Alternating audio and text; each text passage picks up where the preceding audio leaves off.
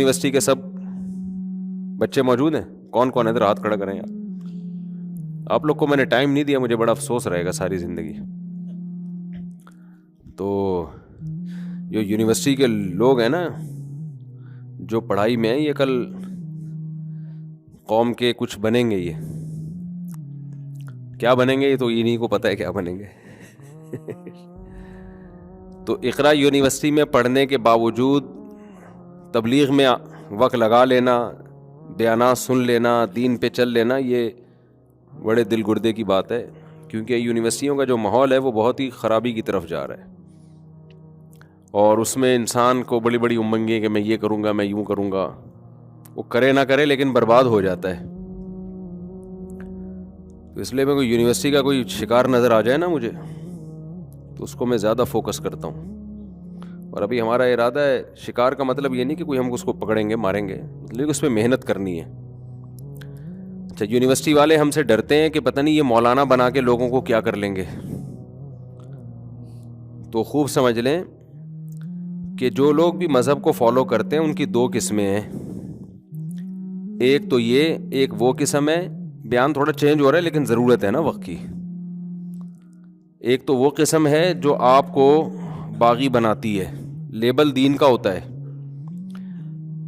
کچھ مذہبی اسکالرز ایسے ہیں کہ جب آپ ان کی باتیں سنیں گے نا, بات تو لیبل قرآن حدیث اور سب ظاہر ہے, سب نے تو لیبل تو وہی لگانا ہے نا, لیکن جب آپ ان کو کنٹینیو سنیں گے تو اس سے جو تربیت ہو رہی ہے نا, وہ تربیت اس ٹائپ کی ہو رہی ہے کہ بچے ماں باپ کے خلاف باغی بنتے چلے جا رہے ہیں, عوام ریاست کے اسٹیٹ کے خلاف, طالب علم اپنے ٹیچرز کے خلاف, اور لوگ مولویوں اور علماء کے خلاف, مذہبی رہنماؤں کے خلاف.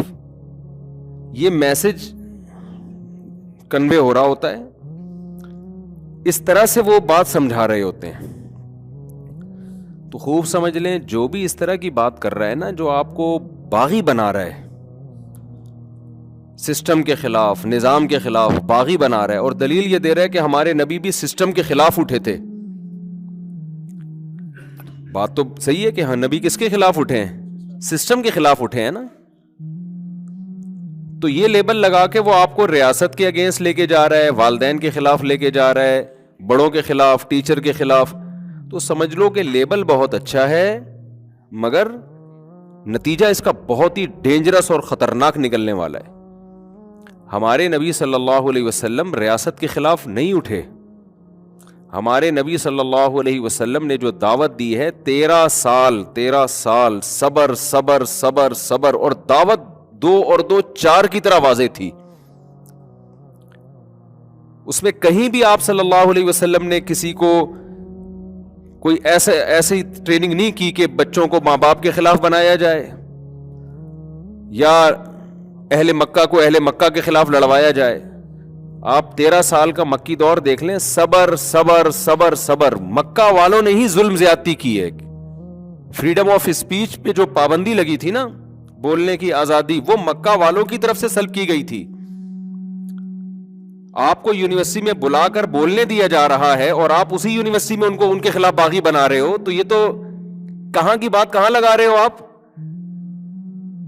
یعنی ایسے لوگ بھی ہیں جو یونیورسٹیوں میں جا کے بیان کرتے ہیں اور اس یونیورسٹی کے خلاف ماحول بنا رہے ہوتے ہیں, اور دلیل دیتے ہیں کہ ہمارے نبی صلی اللہ علیہ وسلم نے بھی بغاوت, یعنی یہ ماحول بنایا ہے. تو ہمارے نبی صلی اللہ علیہ وسلم پر تو بولنے پر پابندی لگائی گئی ہے. نوح علیہ السلام نے 950 سال تبلیغ کی ہے, قوم نے دھمکیاں دی ہیں آپ کو. لوط علیہ السلام نے جب تبلیغ کی ہے تو قوم نے دھمکیاں دی ہیں, لَتَكُونَنَّ مِنَ الْمَرْجُومِينَ, ہم تجھے پتھر مار کے ہلاک کر دیں گے. سمجھتے ہو بات کو کہ نہیں سمجھتے؟ پھر جب آپ صلی اللہ علیہ وسلم کو مدینہ سے نکلنے پر مجبور کیا گیا تو بھی آپ نے بغاوت, علم جہاد بھی بلند نہیں کیا, بلکہ آپ صلی اللہ علیہ وسلم مدینہ گئے اور مدینہ میں چاروں طرف یہودیوں سے آپ نے معاہدے کیے تاکہ جنگ بندی ہو, ہم اپنی بات, اپنا پیغام صحیح طرح سے لوگوں تک پہنچا سکیں. تو سیرت کا یہ بھی تو پہلو ہے نا. اس کے بعد مشرکین مکہ کی طرف سے ایگریمنٹ کی خلاف ورزی ہوئی ہے, صلح حدیبیہ کی. پھر آپ کا یہ حق تھا کہ آپ چڑھائی کریں کس پر؟ مکہ پر. تو 10,000 کا لشکر تھا, اتنی بڑی تعداد تھی, وہ لے کر آپ نے پھر مکہ پہ حملہ کیا ہے. اور وہ تو آج ایک ایسا عجیب سا ذہن بنایا جا رہا ہے کہ بچے ماں باپ کے خلاف ہوتے جا رہے ہیں. دیکھو ایک مثال دیتا ہوں. کوئی صاحب تقریر کے دوران یہ کہنے لگے, ان کے ذات پہ مجھے کوئی اعتراض نہیں, ایسا نہ ہو میرا کلپ ان کے کلپ کے ساتھ چلا کے پھر لڑوانا شروع کرتے ہیں. لوگ مذہبی لوگوں کو لڑواتے بھی ہیں کہ دیکھو یہ کیا کہہ رہے ہیں, مفتی صاحب کیا کہہ رہے ہیں. اب نیچے کسی نے ان کو گالیاں دی ہوں گی, کسی نے مجھے برا بھلا کہا ہوگا. تو یہ کام نہ کریں. میرا مقصد ہے کہ چونکہ ایک بات پھیل رہی ہے تو میں صرف مثال کے ذریعے اس کو سمجھا دوں آپ تک. کسی کی پر تنقید کرنا, کسی کی جو پازیٹیو کام کر رہا ہے وہ کرتا رہے بھائی, ٹھیک ہے, لیکن غلطی ہر ایک سے ہو جاتی ہے. تو اس کو بس اتنا ہی رکھا جائے کہ کوئی غلط میسج نہ جائے. تو مقصد کسی کی دل آزاری یا کسی کی ویلیو کم کرنا نہیں ہے. تو ایک پیغام آج کل یہ بھی چلایا جا رہا ہے کہ جی ماؤں کے قدموں کے نیچے جو جنت ہے نا, تو ہر ماں کی قدم کے نیچے جنت نہیں ہے. ابو جہل جو تھا یا ابو لہب تھا, اس کی بیوی کے قدموں کے نیچے جنت تھوڑی ہوگی, کیونکہ ابو لہب کی جو بیوی تھی وہ تو جہنمی ہے, قرآن نے کہا ہے. اور اس کے تو گلے میں رسی ہوگی جہنم میں, اور اسی رسی کے ساتھ وہ آگ میں ڈالی جائے گی. تو اس کے قدموں کے نیچے کہاں سے جنت؟ مطلب ماں باپ کا بھی صحیح ہونا ضروری ہے, تب ان کے قدموں کے نیچے جنت ہے. کہنے والے شاید یہ پیغام دینا چاہتے ہیں کہ ماں باپ کو اپنی بھی اصلاح کرنی چاہیے, صرف یہی نہ دیکھیں کہ ہمارے پاؤں کے نیچے جنت ہے. لیکن جو سامنے عوام بیٹھی ہوئی ہے بھائی, وہ ماں باپ کا احترام ان کے دلوں سے نکلے گا. وہ اپنے ابا اماں کے بارے میں نا تجزیہ کریں گے, یہ اماں ٹھیک ہے یا ابا ٹھیک ہے یا نہیں ہے. جبکہ اسلام کیا کہتا ہے کہ ابا اماں جیسے بھی ہوں, آپ نے ان کے قدموں کے نیچے جنت تلاش کرنی ہے, ان کی اطاعت کرنی ہے. اب رہا مسئلہ ابو لہب کی بیوی کا, تو ابو لہب کی بیوی کے بارے میں علماء نہیں کہتے کہ اس کے قدموں میں اس کے لیے جنت ہے. ہم کہتے ہیں اس کے قدموں میں جنت ہے اس کی اولاد کے لیے. نہیں یاری بات میرا خیال ہے. نبی صلی اللہ علیہ وسلم نے مشرکین مکہ میں کوئی ایک روایت بھی نہیں ملتی کہ اپنی ان مشرکین کو, ان میں جو ایمان لے کر آ رہے ہیں, ان کے مشرک ماں باپ کے خلاف بھی ورغلایا ہو کبھی آپ نے. بلکہ سورہ لقمان میں تعلیم کیا ملتی ہے, سورہ عنکبوت, یہ مکی صورتیں ہیں, مکہ میں نازل ہوئی ہیں, جب چاروں طرف مشرکین پیغمبر صلی اللہ علیہ وسلم کو شدید نقصان پہنچانے کی کوشش کر رہے تھے. اس وقت یہ آیت نازل ہوئی وَإِن جَاهَدَاكَ عَلَىٰ أَن تُشْرِكَ بِي, کہ اگر یہ تمہیں مجبور کرے شرک کرنے پر, صرف کافر نہیں ہے بلکہ کافر بنانے کی بھرپور کوشش کر رہے ہیں. الفاظ دیکھو قرآن کے, وَوَصَّيْنَا الْإِنسَانَ بِوَالِدَيْهِ, ہم نے انسان کو وصیت کی ہے کہ اپنے والدین کے ساتھ اچھا سلوک کرے. وصیت کا لفظ قرآن نے استعمال کیا, حالانکہ وصیت اس حکم کو کہا جاتا ہے جو انسان مرتے ہوئے آرڈر دے کے جا رہا ہوتا ہے. تو اللہ پر تو موت نہیں آتی, لیکن وصیت کا لفظ اللہ نے کیوں استعمال کیا؟ یہ بتانے کے لیے کہ اتنا اہم آرڈر ہے. جیسے مرتا ہوا جب کوئی آرڈر دے کر جاتا ہے تو چھوٹے موٹے آرڈر نہیں دیتا, بے انتہا تاکید کے ساتھ تمہیں کہہ رہا ہوں کہ اپنے ابا اور اپنی اماں کے ساتھ بے انتہا اچھا سلوک کرنا ہے. اولاد کو یہ اجازت نہیں ہے وہ دیکھے ابا اچھے ہیں کہ گندے ہیں, ابا ٹھیک چل رہے ہیں کہ غلط چل رہے ہیں. او بھائی آپ پر تو احسان کر دیا نا انہوں نے بچپن میں. اب آپ ایسی گائیڈ اگر لوگوں کو کریں کہ لوگ ابا اماں کے خلاف باغی ہونا شروع ہو جائیں. ہاں یہ ضرور ہے کہ نافرمانی میں ماں باپ کو فالو نہیں کرنا. تو قرآن کے الفاظ ہیں, ہم نے انسان کو وصیت کی ہے کہ اپنے والدین کے ساتھ اچھا سلوک کرے. وَإِن جَاهَدَاكَ, اے اللہ اچھا سلوک, یعنی اس کا یہی مفہوم علماء بیان کرتے ہیں, ان کے قدموں میں جنت تلاش کرے. یہ تعبیر ہے. گویا ہم قرآن کی آیت کا مفہوم اپنے الفاظ میں یوں بیان کر سکتے ہیں کہ ہم نے اولاد کو وصیت کر دی ہے کہ والدین کے قدموں میں جنت تلاش کرے. ہو گیا نا یہ. اے اللہ اگر کوئی کافر والدین ہو تو بھی جنت تلاش کریں. اللہ نے کیا کہا؟ کافر تو دور کی بات, کافر سے اوپر کا درجہ یہ ہے کہ وہ چاہتا ہے کہ تم بھی کافر بن جاؤ. بلکہ اس سے اوپر کا درجہ یہ ہے کہ صرف چاہتا نہیں ہے، گن پوائنٹ پہ زبردستی تمہیں کافر بنانے کی کوشش، جاہدا کا جوہد سے نکلا ہے، مشقت اٹھا کے، تکلیف اٹھا کے تمہیں کافر بنانے کی، زبردستی بنانے کی کوشش میں لگا ہوا ہے۔ تو بھی اللہ نے فرمایا فلا تطعہما، تو کفر اور شرک میں ان کی اطاعت نہیں کرنی۔ تو اللہ ٹھیک ہے، جب اطاعت نہیں کرنی تو ان کے قدموں میں، تو وہ تو خود جنت میں نہیں جائیں گے، تو ان کے قدموں میں جنت کہاں سے ہو گئی؟ اللہ نے فرمایا وصاحبہما فی الدنیا معروفا، دنیا میں ان کے قدموں میں جنت ہی تلاش کرنی ہے، ان کی خدمت کر کے۔ ماننا نہیں ہے ان کی بات کفر شرک کے معاملے میں، لیکن تمہارے لیے ان کے قدموں میں ہم نے جنت رکھ دی ہے۔ تو ان اسکالر سے یہ بڑی مسٹیک ہو رہی، میں کلپ سن رہا تھا، میں نے کہا بہت بڑی مسٹیک کی بات محترم کر رہے ہیں کہ وہ مثال دے رہے ہیں کہ کافر کے قدموں میں جنت کہاں سے آ گئی۔ بھائی علماء یہ تھوڑی کہتے ہیں کہ اس کے لیے جنت ہے، اس کی اولاد کے لیے جنت ہے۔ سمجھ میں آ رہی ہے بات کہ نہیں آ رہی؟ آج کل یہ مسئلہ بھی ہے ٹیچر کے احترام میں کھڑے ہونا، یہ بھی آج کل ایک بڑا مسئلہ یونیورسٹیوں میں۔ دیکھو ہم ہر چیز میں نا یورپ کو فالو کر رہے ہیں، غیروں کو۔ غیروں کے ہاں ادب کی ڈیفینیشن الگ ہے۔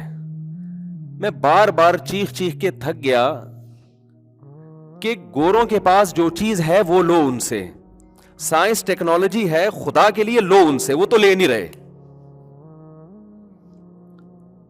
تمیز تہذیب ہمارے پاس ہے، ان کے پاس نہیں ہے۔ ان کے ہاں نہیں ہوتا بڑے کیا ہیں چھوٹے کیا ہیں، ابا کیا ہے، اما نہیں ہوتا۔ میں تو ابھی دیکھ کر آیا ہوں نا، اور دیکھنے کی کیا ضرورت ہے؟ آپ اتنے لوگ رہتے ہیں، ان سے پوچھ لو۔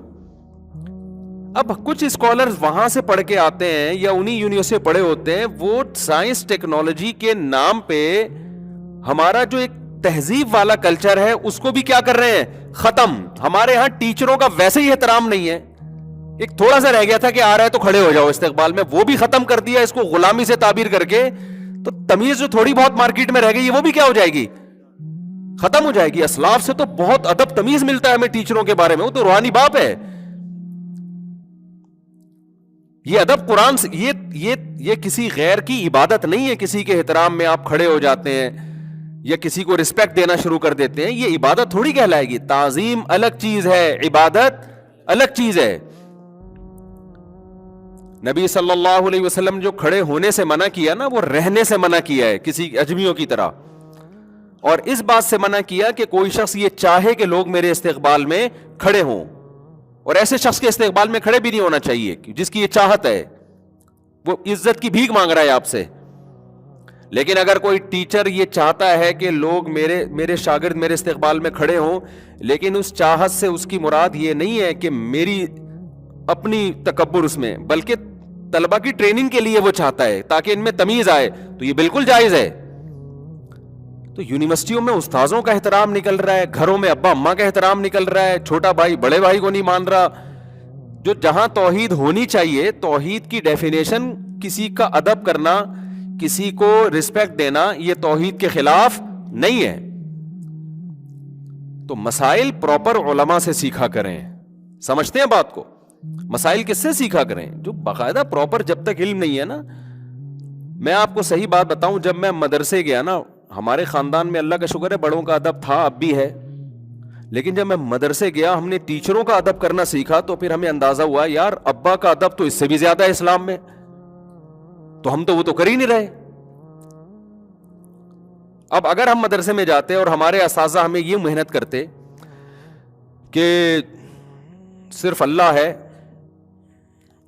سب کچھ، عبادت صرف اللہ کی ہوگی، مانی صرف اللہ کی جائے گی، ہم کسی کے غلام نہیں ہیں، ماں باپ کے بھی غلام نہیں ہیں، ریاست کے بھی غلام نہیں ہیں، لیبل لگا ہوتا توحید کا، سبحان اللہ الحمدللہ کی صدائیں گونجتی، یار یہ ہے توحید، لیکن اصل میں اس کا رزلٹ کیا نکل رہا ہوتا؟ ابے بھائی کون ماں باپ کی عبادت کرتا ہے؟ بھائی کون ٹیچروں کی عبادت کرتا ہے؟ آہستہ آہستہ ہم کس طرف چلے جاتے ہیں؟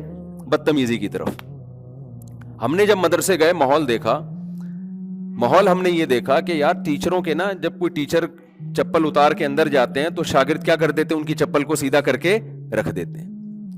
اب یہ اسکولوں میں ہم نے نہیں میں تو اسکول بھی پڑھا ہوں، کالج بھی پڑھا ہوں، یہ اسکولوں میں کالجز میں ہم نے ماحول نہیں بلکہ بعض چیزیں تو ایسی دیکھی کہ بیان کرتے ہوئے بھی شرم آتی، بدتمیزی باقاعدہ ٹیچروں کے ساتھ۔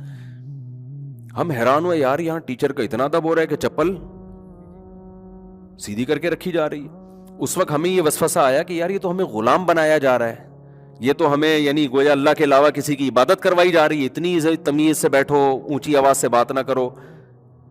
تو ہم نے دیکھا کہ ہمارے ٹیچر اپنے ٹیچروں کے ساتھ بھی یہی کچھ کر رہے ہیں، اور پھر ان کی وہ اپنے استاذوں کے ساتھ، اور یہ سلسلہ ہمیں اسلاف سے ملتا ہے۔ صحابہ تابعین وہ تو اتنا ادب کیا کرتے تھے، اتنا ادب کہ آپ اور میں تو وہ تو افورڈ ہی نہیں